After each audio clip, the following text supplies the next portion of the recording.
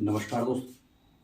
खबर और मनोरंजन का अड्डा मीडिया पार्क 24 घंटे ब्रॉडकास्ट में आपका स्वागत है। आज हम चुनाव के प्रथम चरण की बात करते हैं। चुनाव के प्रथम चरण में लगभग 125 सीटों पर मतदान किया गया और जिस तरीके से मतदान किया गया वो एक गंभीर विषय है कि मोदी जी की इतनी लोकप्रियता, मोदी जी की इतनी स्वीकार्यता के बावजूद सिर्फ 53-54% पोलिंग होना, ये अपने आप में एक संदेश देता है कि सब लोग मोदी जी के कार्य से संतुष्ट नहीं है।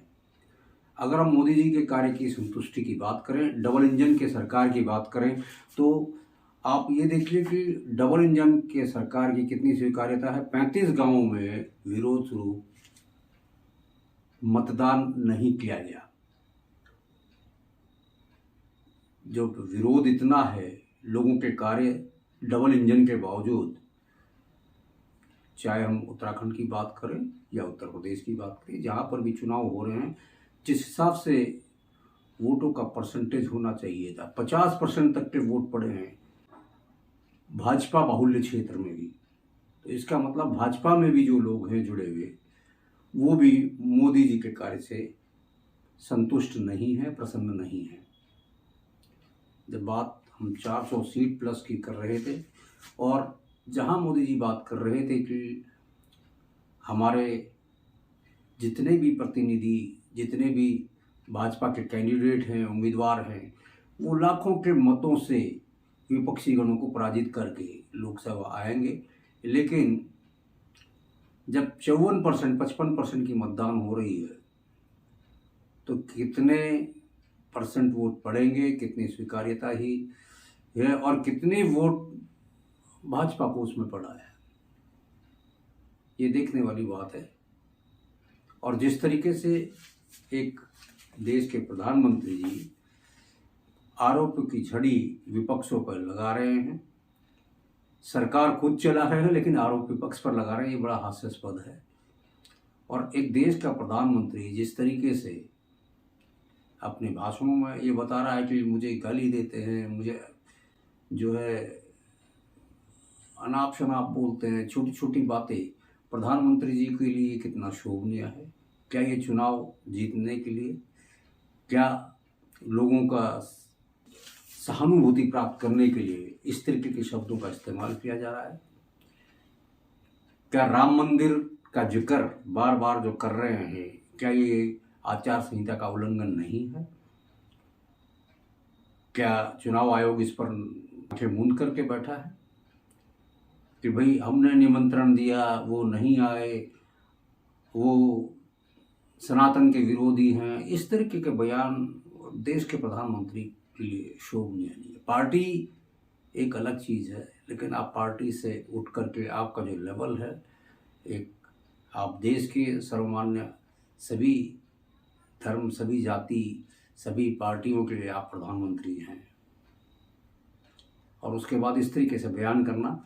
और दूसरी बात आपको, और एक बात आपको संज्ञान में जनता के लाना चाहते हैं कि जिस तरीके से नेहा हत्याकांड के लिए छत्तीसगढ़ की सरकार को नरेंद्र मोदी जी दोषी ठहराते हैं, उसी तरीके से उत्तराखंड में अंकिता भंडारी हत्याकांड के लिए वो अपनी भाजपा सरकार को दोषी क्यों नहीं ठहराते? आज तक भी अंकिता भंडारी हत्याकांड का जो दोषी है या जो वीआईपी जिसके लिए वो विशेष सेवा मांगी गई थी, उस वीआईपी का नाम उजागर नहीं कर पाई है। तो ये आपका दोहरा चरित्र, पार्टी की दोहरी नीति दर्शाती है। और जिस तरीके से आप लोगों को गुमराह कर रहे हैं, डराने की कोशिश कर रहे हैं कि कांग्रेस आएगी तो आपका गहना लूट लेगी, मंगलसूत्र लूट लेगी, तो क्या बचकानी हरकतें माननीय प्रधानमंत्री जी करते हैं। देश में मुद्दा अहम है बेरोजगारी, महंगाई, महिलाओं की सुरक्षा। मणिपुर में इतना बड़ा कांड हो गया, आपने जाकर के कभी आप रोए नहीं वहाँ पर कि इस तरीके से जो है महिलाओं के साथ अत्याचार हुआ, उनको नग्न करके घुमाया गया, तब आप कहाँ थे? तब आप क्या मणिपुर के प्रधानमंत्री? मणिपुर आपके देश की वो नहीं है, परिधि में नहीं है। प्रधानमंत्री को सबके लिए एक समान दृष्टि होनी चाहिए, और अगर ऐसा नहीं है तो आप फिर उस लायक नहीं है। रोज कई सारे वीडियो वायरल्स होते हैं जो आपके पक्ष में नहीं होते हैं, मोदी जी के पक्ष में नहीं होते, भारतीय जनता पार्टी के पक्ष में नहीं होते हैं। आप रामलीला करके अगर मेरठ की जनता को वोट के लिए लुभाना चाहते हैं तो मुझे लगता है कि आज की जनता इतनी अनपढ़ और बेवकूफ़ नहीं है। हमारे युवा, विशेषकर मेरे युवा वर्गों से है कि जो शहजादों की बात करते हैं, नरेंद्र मोदी जी कहते हैं कि फिल्म की शूटिंग चल रही है, ये 2 शहजादे, और खुद जो सपनों के सौदागर की बात नहीं कर रहे हैं कि आप लोगों को सपने बेच रहे हैं, सपने दिखा रहे हैं आप कि 2047 में ऐसा होगा, आपका देश विकसित हो गया है, आपका देश 5वां विकासशील देश है, आर्थिक स्थिति पर आप 5वें नंबर पर हैं, तो फिर गरीबी क्यों है? आर्थिक स्थिति सिर्फ नेताओं की सुधरी है, आपके चंद व्यापारी मित्रों की सुधरी है, इंडस्ट्रियलिस्टों की सुधरी है, लेकिन जो आम आदमी है उनका इनकम, उनका दायरा आज भी वहीं का वहीं है। जो फैक्ट्रियों में काम करते हैं उनकी इनकम आप बताइए कितना है, जो 10,000 रुपये महीने की नौकरी करते हैं। तो मोदी जी अपने नज़रिए से, अपने आईने से देखते हैं कि हमारा देश इतना विकासशील है, हमारे देश में इतनी सुदृढ़ता आई है, इतने लोग गरीबी रेखा से ऊपर आए, तो फिर गरीबों को आप 80 लाख 85 लाख गरीबों को आप फ्री में राशन क्यों दे रहे हैं? जब आप इतना सुदृढ़ हो गए हैं, हर आदमी गरीबी लेवल से ऊपर उठ गया है, तो आप उनको फिर अनाज क्यों बांट रहे हैं? 5 किलो अनाज दे रहे हैं आप उनको। 5 किलो अनाज से क्या आपका पेट भर जाता है पूरे महीने? आप 5 किलो राशन से पूरे परिवार को, 10 किलो राशन से, 15 किलो राशन से आप परिवार पाल सकते हैं क्या? ये गंभीर विषय है। ये युवाओं को, महिलाओं को सोचना पड़ेगा कि लोक लुभावन और धार्मिक भावनाओं को भड़काने का जो प्रयास कर रहे हैं, आपसी भाईचारे को ख़त्म करने का प्रयास कर रहे हैं, ये आने वाले समय में बहुत भारी पड़ेगा। हम हिंदू सनातनियों को ही ये भारी पड़ने वाला है, क्योंकि आप ऐसे नफरत के बीज बो रहे हैं समाज के अंदर, जिसके लिए कहना पड़ेगा कि जब बोया पेड़ बबूल का तो आम कहाँ से खाए। मोदी जी बबूल का पेड़ बो रहे हैं और आम मिलने की उम्मीद हम उससे नहीं कर सकते हैं। आज पढ़े लिखे समाज में रोजी रोटी की आवश्यकता है। आज पढ़े लिखे समाज में महंगाई को रोकने की आवश्यकता है, आर्थिकी को सुदृढ़ करने की आवश्यकता है, महिलाओं की सुरक्षा की आवश्यकता है, न्याय की आवश्यकता है, जो लोगों को नहीं मिल पा रहा है। आम जन जिससे त्रस्त है। आज तक किसी भी भाषण के अंदर भारतीय जनता पार्टी हो या नरेंद्र मोदी जी प्रधानमंत्री जी हो, कभी भी उन्होंने मुद्दों की बात नहीं की है। सिर्फ उनका आरोप है कि कांग्रेस हमारे निमंत्रण पर जो है राम मंदिर नहीं आई है, कांग्रेस जो है ऐसा कर रही है, कांग्रेस वैसा कर रही है। पिछले 10 साल से सरकार आपकी है गुरुजी, 10 साल से आप सरकार चला रहे हैं और आज भी आप उस बात को रो रहे हैं। आप परिवारवाद की बात कर रहे हैं, आपके दल में सारे परिवारवाद वाले भरे हुए हैं। आज जितनी भी गंदगी कांग्रेस के अंदर थी वो साफ हो गई।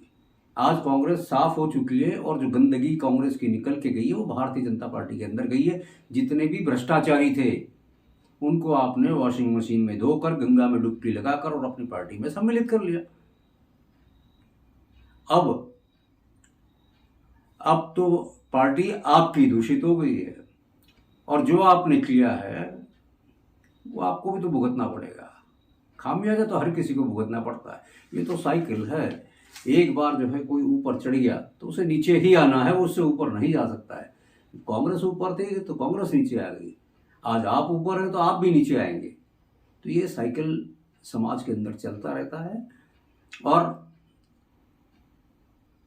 मैं तो एक बात आपसे कहना चाहता हूँ कि कि जो जनता आपको आज अपने सिर का ताज बना करके आज आपको जो है अपने सिर पर बिठा रही है, आपको इस सत्ता के नशे से वो चुटकियों में दूर भी कर सकती है। अगर ईमानदारी से पोलिंग हुई और ईमानदारी से ईवीएम पे वोट डाले गए तो नतीजा आपके सामने 4 जून को आ जाएगा कि आप 400 प्लस जाते हैं, या जो शेयर मार्केट की रिपोर्ट हमने पिछले कार्यक्रम में आपको बताया था कि शेयर मार्केट के हिसाब से 262 से 285 सीट के बीच में Bharatiya Janata party and alliance सिमटने वाली है। और कई भाजपा के गढ़ में सेंधमारी हो चुकी है और उनके सीटों के हारने की संभावना, ये शेयर मार्केट की रिपोर्ट है जो बहुत बारीकी से पैसा लगाते हैं, इन्वेस्ट करते हैं और उसी से कमाते हैं। तो दोस्तों बिल्कुल सावधान रहें, दूसरे चरण के मतदान में आप ऐसी गलती कतई ना करें जो आपको आने वाले 5 साल 10 साल में भारी पड़ने वाला हो। और जो बुजुर्ग अधेड़ अवस्था के लोग हैं, जो बुजुर्ग लोग हैं, जो महिलाएं हैं, आप अपने युवाओं को कितना रोजगार दे पा रहे हैं? कल आप अपने उसी बेटे को कोसते हैं जो रोजगार नहीं कर रहा है, जो नौकरी नहीं कर पा रहा है। आज भी अधिकांश घरों में बेरोजगार युवा भटक रहे हैं, जबकि पुराने समय में एक ही परिवार में 5-5, 7-7, 8-8, 10-10 लोग बच्चे होते थे, लेकिन आज आपका एक ही बच्चा है, 2 बच्चे हैं और दोनों बेरोजगार हैं। तो ये भी एक विडंबना है। इसको लेकर के माँ बाप चिंतित रहते हैं, कई बच्चे आत्महत्याएं कर रहे हैं, रोजगार ना मिल पाने की बात करते हैं। तो इन सब चीज़ों पर फोकस करके आप वोट डालें, वरना 5 साल आपको फिर पछताना पड़ेगा। मोदी जी तो आपको कहते ही रहते हैं कि भाई हम जो है अब एक रिफॉर्म लाने वाले हैं, हम ये कानून में बदलाव करने वाले हैं। ये सब भी आप ही को भारी पड़ने वाला है। आपको बहकावे में नहीं आना है, आपको अपने विवेक से काम करना है, आपको वोट जरूर करना है। हम आपको हर कार्यक्रम में बताते रहे अपने कि 100% वोटिंग करें, लेकिन लोगों की नाराजगी इतनी है मोदी सरकार से कि 54% की वोटिंग हो रही है मात्र। कुछ खामियां सरकार की भी रही है, इसके लिए सरकार और उनके नुमाइंदे जिम्मेदार रहे हैं, जो बीएलओ के द्वारा या आशा कार्यकर्तियों के द्वारा जो वोटर स्लिप बांटे जाने थे उसका कार्य प्रॉपर तरीके से नहीं हो पाया। अगर वोटर स्लिप लोगों के पास पहुंचा होता तो उनको असुविधा नहीं होती, वो वोटर स्लिप लेकर के वोट देने चले जाते। लेकिन वो कार्य भी डबल इंजन सरकार के माध्यम से या इलेक्शन कमीशन के जो कार्यालय हैं, राज्य निर्वाचन आयोग, वहाँ से भी इसका सही ढंग से निस्तारण नहीं हो पाया, नहीं दिया गया, इसलिए भी पोलिंग कम हुई है। तो लोकतंत्र का जो पर्व मनाना था वो लोगों ने नहीं मनाया, लोग घूमने निकल गए, क्योंकि उनको पता था कि हम वोट कहीं भी डालें वो जाएगा तो मोदी को। मोदी जी अगर 400 पार कह रहे हैं तो वो चाहे कैसे भी हो उसे 400 पार करके दिखाएंगे। ये सोच लोगों के अंदर भर गई है और लोगों का विश्वास चुनाव आयोग से कम हुआ है, इसी की वजह से पोलिंग कम हो रही है। लेकिन फिर भी हमारा दरख्वास्त है सभी देशवासियों से, अब दूसरे चरण का मतदान होने वाला है, फिर तीसरे, चौथे, 5वें, 6ठे, 7वें 7 चरण में मतदान होना है। तो हर चरण में आप लोग बढ़ चढ़ करके हिस्सा लें और अपनी ताकत का आभास जरूर कराएं। कोई भी किसी कुर्सी पर परमानेंट नहीं हो सकता और देश में विकल्प एक से बढ़कर एक हैं, एक से बढ़कर एक समझदार लोग हैं, एक से बढ़कर एक टैलेंटेड लोग हैं और कोई भी उस लेवल पर पहुंचकर उस कुर्सी पर बैठने के बाद उसकी सोच उस तरीके से बदल जाती है। तो आप ऐसा कतई ना सोचें कि अगर ये नहीं चला सके तो कोई और नहीं चला सकता। ये ऐसा भ्रम पैदा किया जा रहा है। बच्चा माँ के पेट से सब कुछ सीख करके नहीं आता है और ना ही करता है, मगर देशभक्ति की भावना जिसके अंदर होगी वो इस काम को बड़े सुचारू ढंग से करेगा। मोदी जी के अंदर इतनी हिम्मत थी तो रिजर्वेशन क्यों नहीं हटाया? आप रिजर्वेशन सिर्फ आर्थिक आधार पर रखते हैं, उसमें कोई लोअर कास्ट अपर कास्ट का कोई सिस्टम नहीं था। जो जिसकी भी आर्थिक स्थिति हो कमजोर, चाहे वो ब्राह्मण हो, चाहे क्षत्रिय हो, चाहे वैश्य हो, चाहे शूद्र हो, जिसकी भी आर्थिक स्थिति कमजोर है और जिसको एक बार बेनिफिट दे दिया गया, जिसको एक बार उसका लाभ मिल गया, उस परिवार में वो लाभ दोबारा ना दिया जाए, इस चीज की व्यवस्था सरकार को देखनी है। क्या इतनी हिम्मत मोदी जी में नहीं है? क्या नेताओं के पेंशन की अगर हम बात करें, नेताओं का पेंशन बंद नहीं होना चाहिए? 5 साल की आप जनसेवा के नाम पर जनता को लूट रहे हैं। 5 साल जो आप जो है विधानसभा में, राज्यसभा में, लोकसभा में आप दे रहे हैं, ये जो नेता चुन करके आते हैं उनको किस बात की पेंशन आप देते हैं? इतना तनख्वाह, इतनी फैसिलिटी, इतनी सुविधा एक आम जन को, एक किसी भी नागरिक को नहीं मिलती जितना सम्मान और पैसा आप लोगों को दिया जाता है, जितने आपको जो सुविधाएं दी जाती हैं। बावजूद इसके आप लोग भ्रष्टाचार में लिप्त होते हैं और जनता झक मार करके आपको वोट देने के लिए मजबूर होती है। इसीलिए लोगों का इंटरेस्ट आप लोगों के प्रति कम हो गया है। वोटिंग परसेंटेज का कम होना सीधा सीधा यह इंगित करता है कि सरकार के काम से जनता कतई सेटिस्फाइड नहीं है। जो 54-55% की वोटिंग साफ साफ इस बात को दर्शाने के लिए काफ़ी है। उत्तराखंड प्रदेश के अंदर कहीं पर भी पोलिंग परसेंटेज ऐसा नहीं हुआ कि 70%, 75% पार चला गया हो। 50% की पोलिंग आप अंदाज़ा लगा सकते हैं, 50% की पोलिंग, इसका मतलब आधी जनता आपके खिलाफ है, आपसे संतुष्ट नहीं है। लेकिन आप जबरन लोगों के दिमाग में ये ठूसने की कोशिश कर रहे हैं, आप लोगों को डराने की कोशिश कर रहे हैं, धर्म के नाम पर आप लोगों को डराने की कोशिश कर रहे हैं, कानून के नाम पर। तो ये कितना शोभनीय है।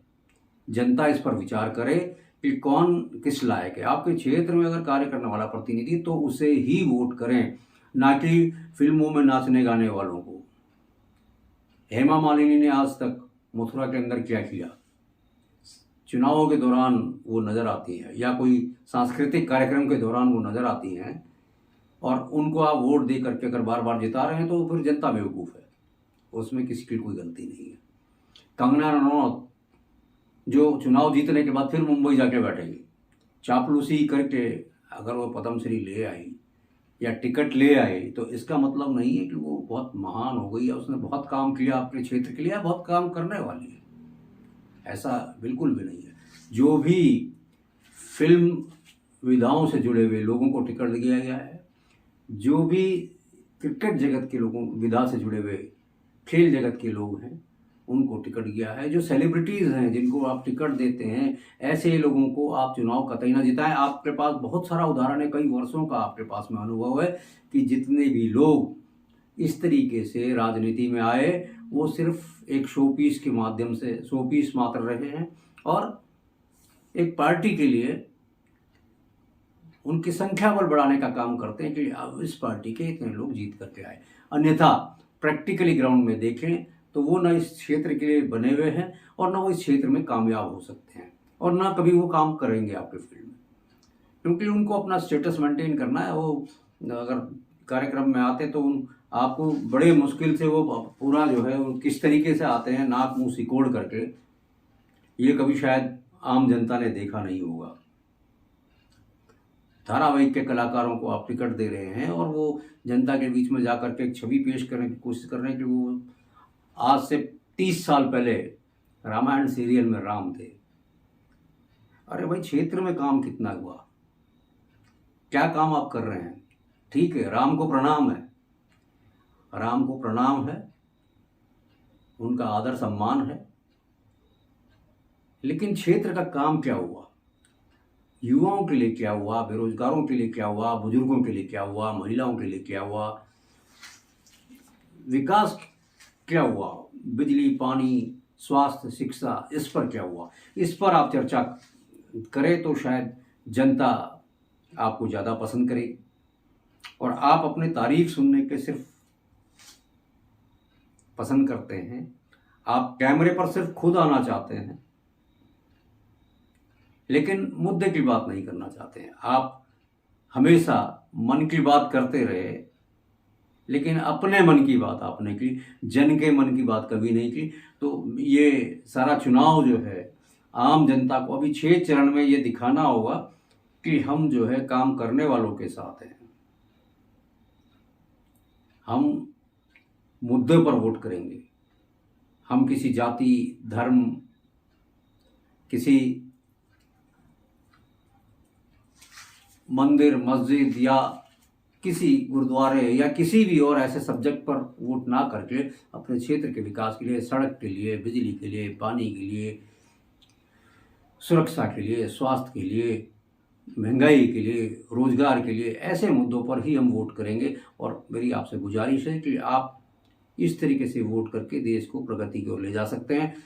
कहने के लिए आप कुछ भी कह सकते हैं कि आप महाशक्ति बन गए हैं, आप तीसरी महाशक्ति बनने वाले हैं, लेकिन आपके क्षेत्र में विकास कितना हुआ? गरीबों के घर में खाना पहुंच रहा है या नहीं पहुंच रहा है? कभी मोदी जी ने कभी झुग्गी झोपड़ी में जाकर के शायद देखा नहीं है। कारण क्या है कि जब मोदी जी आते हैं तो उन झुग्गी झोपड़ियों को पर्दा लगा करके ढक दिया जाता है, शायद इसलिए नज़र नहीं पड़ती। जब वो हवाई जहाज में सफ़र करते हैं, विदेशों में जाते हैं, तो उन्हें अपने देश की गरीबी दिखाई नहीं देती, क्योंकि उन्हें हवाई जहाज से सिर्फ बड़ी बड़ी इमारतें दिखती हैं, नीचे की झुग्गी झोपड़ियाँ या वहाँ परेशान लोग जो भूखे पेट सो रहे हैं, जो छोटे छोटे फैक्ट्रियों में नौकरी कर रहे हैं, अपने परिवार को पालने की कोशिश कर रहे हैं, ऐसे लोगों पर आपका बिल्कुल भी ध्यान नहीं जाता है। तो सबसे अनुरोध है कि नफरत फैलाने वालों से दूरी बनाएं। नफरत फैलाने वालों से दूरी बनाएं और रोजगार और महंगाई जैसे मुद्दे, स्वास्थ्य और शिक्षा जैसे मुद्दों पर आप वोट करें, वोट अवश्य करें। आप आज के लिए इतना ही। आप हमें दीजिए इजाज़त। देखते रहिए हमारा कार्यक्रम खबर और मनोरंजन का अड्डा मीडिया पार्क 24 घंटे ब्रॉडकास्ट में। जय हिंद।